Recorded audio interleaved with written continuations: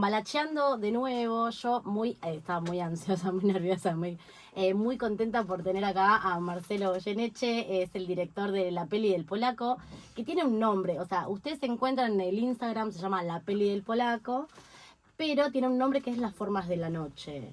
Y eso es lo primero que yo quiero preguntarte, ¿de dónde aparece ese nombre hermoso? ¿Cómo estás primero? ¿Qué Bienvenido. tal? Buenas noches, ¿cómo anda? Muchas gracias por la invitación. Por favor, encantadísimas. Yo por lo menos encantada de tener acá. Es una peli que yo vi 2 veces, ya medio loquita. No hay dos sin tres. Y voy a ver una tercera vez porque se va a presentar nuevamente en el Gaumont, en el cine hermoso ese que tenemos en la calle Rivadavia, el día miércoles 27 a las 19:30 horas. Van a estar presentando nuevamente La Peli del Polaco, Las Formas de la Noche, así que un poco la excusa por la que te tenemos acá y por la que vamos a charlar un poco hoy. Así que bienvenido, muchas gracias por venir. Bueno, Las Formas de la Noche, ¿cómo aparece eso? Las Formas de la Noche. Fue escuchando a Antonio Carrizo. Sí, qué placer. Un grande de la televisión, de la comunicación y de la cultura nacional, ¿no? Antonio Carrizo tenía esa frase, decía, hay muchas formas, la noche puede tener muchísimas formas, pero hay una particular que es la forma Goyeneche. Ay, sí, esa forma de aquel Buenos Aires, de el bar, de los amigos, del cigarrillo, de la música, de los códigos de una Buenos Aires que ya no está. Esas son las formas de la noche, las formas Goyeneche, y para mí fue poesía pura ese título, así que lo incluimos en el nombre de la peli. Hermoso. ¿Y por qué elegiste al polaco Goyeneche? Porque habiendo, ¿no? De hecho, hace poco vi una peli El Sonido de Antes, también muy linda, sí, sobre Gardel. Sí. Hay tantas figuras de la noche porteña y del tango en particular, icónicas, no sé, bueno, Discépolo, se me ocurren un montón, pero... Hay un montonazo. Sí, ¿por qué el polaco Goyeneche? Mira, primero está bueno esto que vos mencionás, hay muchas figuras icónicas de la cultura popular y del tango en particular, y que no tienen todavía una película sobre su historia, sobre su recorrido. Y eso tiene que ver un poco también con algunos problemas que tenemos con SADAIC, que es una institución que para poder vos incluir en el cine nacional, que por lo general es un cine independiente, de bajos recursos, incluir música cuesta muy caro. Ajá, la película del polaco fue uno de los grandes inconvenientes que tuvimos, fue ese, poder incluir toda la música que quería, que realmente la terminé poniendo más de prepo que otra cosa, porque lo que te cobran por poner música en una película nacional es lo mismo que te pueden cobrarle a una gran producción o a grandes productoras de afuera. Entonces ahí hay un gran obstáculo. Sí. Y los derechos de autor y todo eso generan bastantes complicaciones para poder encarar una producción. Pero bueno, la película del polaco la hicimos, la pudimos hacer. La hice primero porque soy de la familia del polaco. Ahí va. Mi abuelo era el primo hermano del polaco. El polaco estuvo siempre dando vueltas como una posible película en mi vida.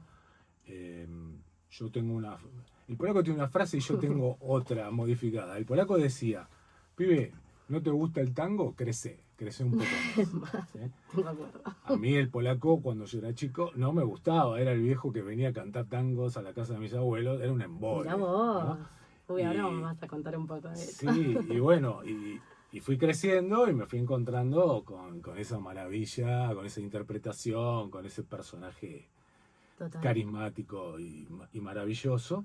Y bueno, nos pusimos un día, se estaban por cumplir 25 años de la muerte del polaco en el año 2019, y estando en la casa de él, allá en el barrio de Saavedra, sí, me encontré con Luisa, su compañera de toda la vida, y con Roberto, uno de los hijos, y ahí, bueno, viendo todo el material de archivo que teníamos de la familia, ahí fue cuando decidimos. Y dije, bueno, listo, ahora voy. Y yo creo, asociándolo a la frase esta que decía el polaco, digo, el cine a mí también me esperó para estar seguro y para tener la confianza para meterme con un personaje de la talla como el polaco, ¿no? Claro, es un personaje muy particular, porque más allá de esto que decíamos antes, no hay muchos cantores de tango, todos con sus particularidades, sus historias, etcétera. El polaco tiene por ahí para algunas personas que todavía no llegaron a conocerlo, los invito a conocer al polaco, que es bellísimo. Aparece esto de que él fue tachero, trabajó en la línea 19, fue una persona muy de su barrio, muy de su casa. De Platense, que salió campeón. Hincha de Platense que salió campeón, se lo dedicamos a por primera vez en la historia, creo que va a ser la última, así que... Mira, no sé, acá yo hincha de Chacarita, podría decirte, y bueno, está bien, pero está, sí, muy, muy contento por muchos amigos que tengo, contenta por muchos amigos, pero bueno, sí, él era un personaje muy particular del barrio, del tango, tenía esto del fraseo que es muy particular, uno escucha al polaco y por más que, digamos, los tangos son grabados por muchos cantores y todo, él tiene una forma de cantar que es muy bella, es muy sentida. No sé si está en la peli, creo que sí.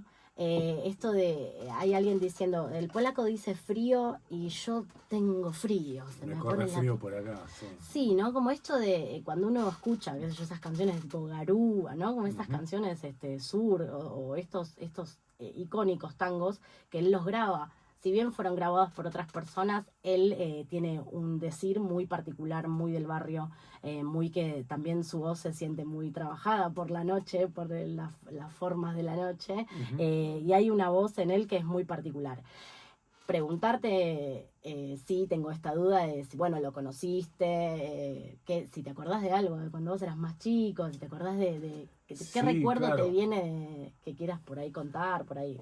Y yo lo que siempre cuento que los domingos cuando se comían pastas en la casa de mi abuela, se juntaba toda la familia y obviamente en algún momento se terminaba de comer y enseguida Cantate algo, polaco canta algo. Y él empezaba a cantar. Y cuando empezaba a cantar, nosotros que éramos los más chicos, agarrábamos y nos íbamos al patio, nos íbamos a la calle a jugar, pues sabíamos que era el momento donde los adultos estaban totalmente obnubilados con ese viejo que cantaba tangos.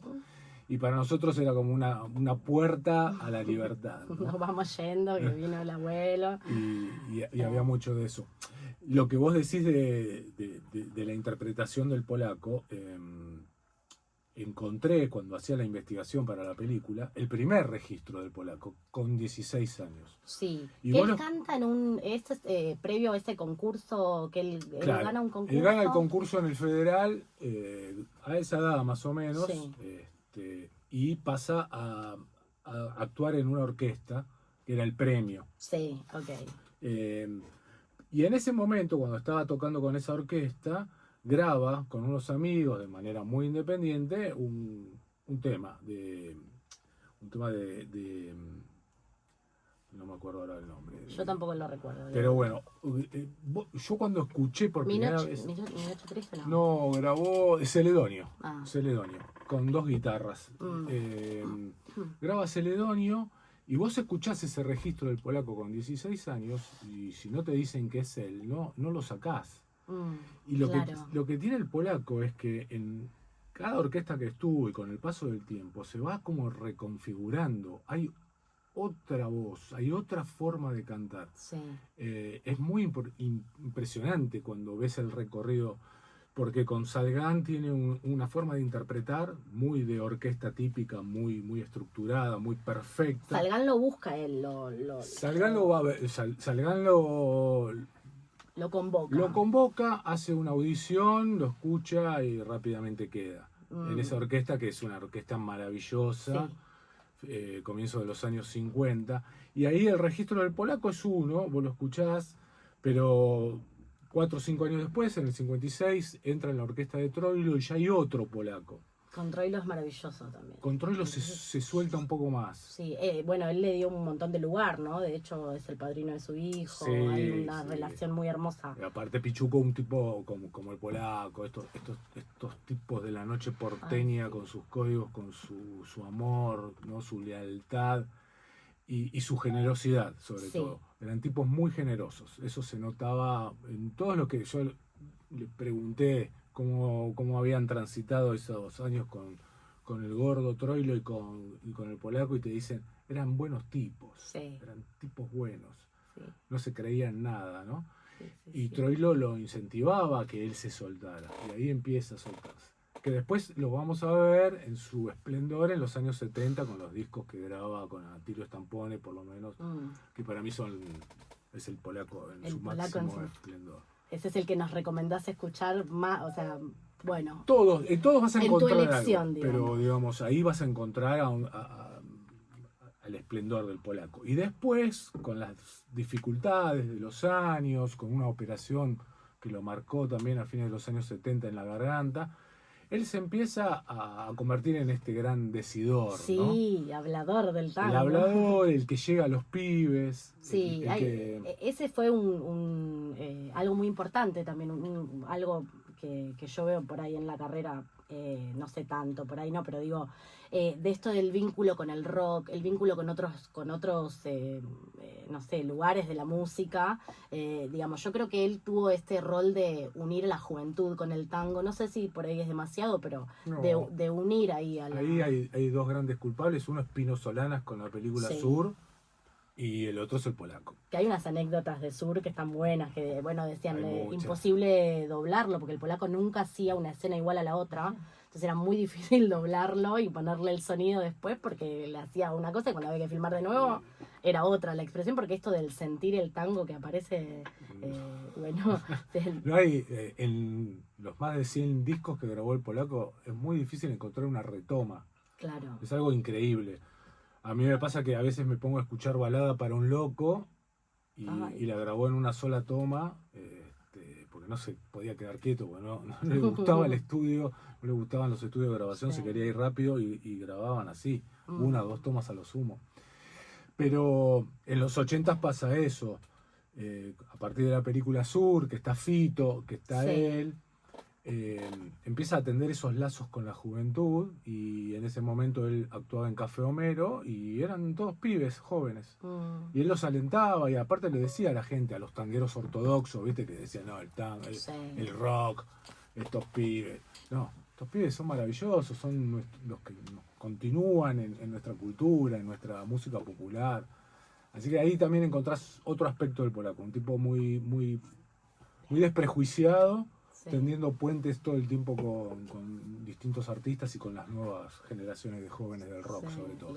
Sí, siempre hay alguien que dice, no, el rock no, o bueno, en su momento habrá sido con el tango también, no, el tango no. En su momento Piazzolla era una mala palabra. Piazzolla en el 69, cuando presenta Balada para un loco, pasó algo parecido a lo que sucedió con los Beatles en Estados Unidos, cuando John Lennon dijo que eran más conocidos que Jesucristo, que prendían fuego los discos. La gente rompía los discos de Piazzolla acá. Sí.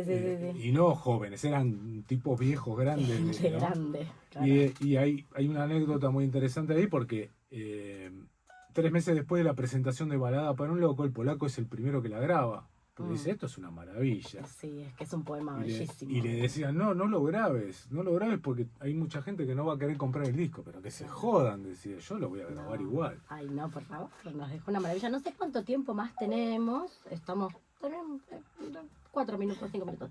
No, yo quería preguntarte 2 cosas. En principio, si del material que elegiste para la peli, si quedó algo afuera y por qué, si tuviste que hacer una selección muy fina o dijiste, bueno, esto entra todo.